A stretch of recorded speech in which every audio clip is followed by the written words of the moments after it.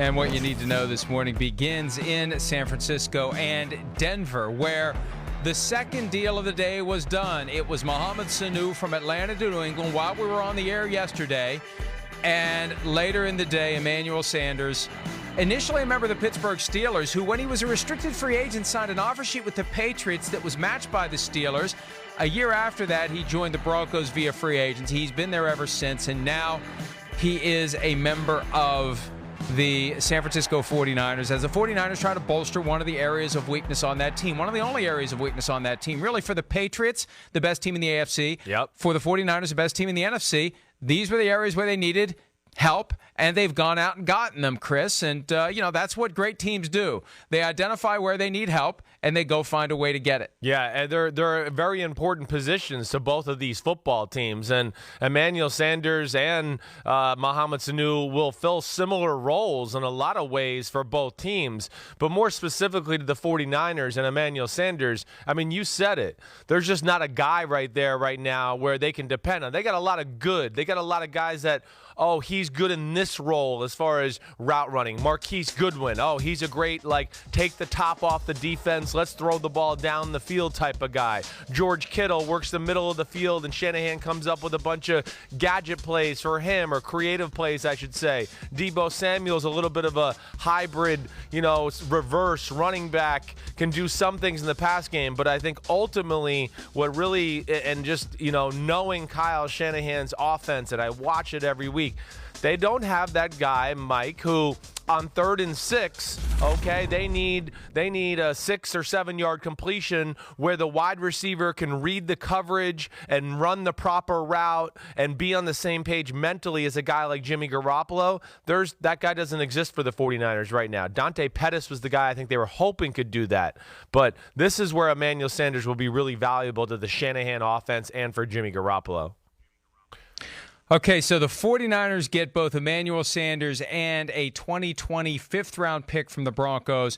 The Broncos get a third-round and a fourth-round pick from the 49ers. It's got that weird back end. Let's try to balance it. I always hate that. I feel like the GMs are trying to be cute when they do that. Just trade him for a third-round pick and be done with it. Well, right. You'll give us a 4, and we'll give you a 5. And really, how different are the picks going to be? The Broncos pick in round 5 is going to be near the top, and the 49ers pick in round 4 is going to be near the bottom. I mean, how many spots are we really talking about here? But I feel like that is someone in the front office of each team trying to justify their existence when they're dropping the pebbles on the scale to get it to balance out just right, because it can't be fair if it's just Emmanuel Sanders for a third-round pick. Chris, here's what came out yesterday, though, when John Elway, who said 11 days ago that none of these guys are going to be traded, the Broncos are all in on trying to make the best out of what they currently have. Right. Elway on a conference call explained why he changed his mind. Here's Elway from yesterday.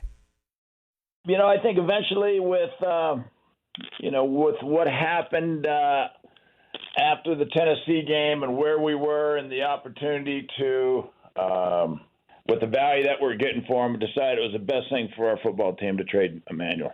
John, when you said what happened with the Tennessee game, are you able to explain that? No, I'm not going into that. That's an answer. Nope.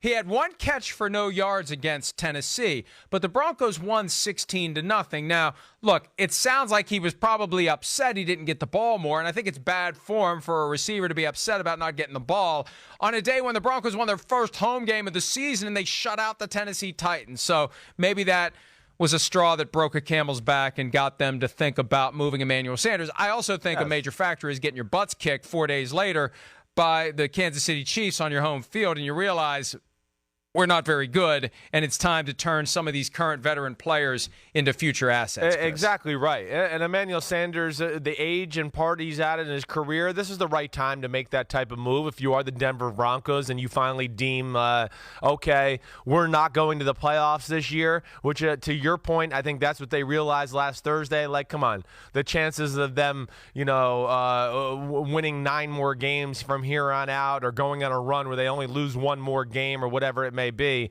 I mean, that's not happening. So they reevaluated the situation. Emmanuel Sanders obviously was not happy.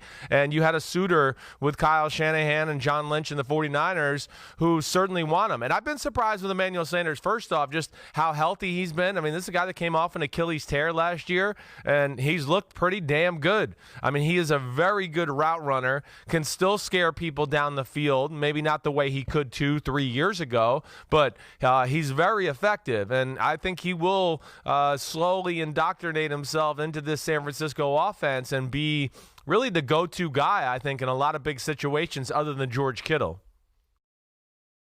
Hi, I'm Mike Tirico, and thanks for watching. Make sure to hit subscribe for the latest news and highlights from NBC Sports.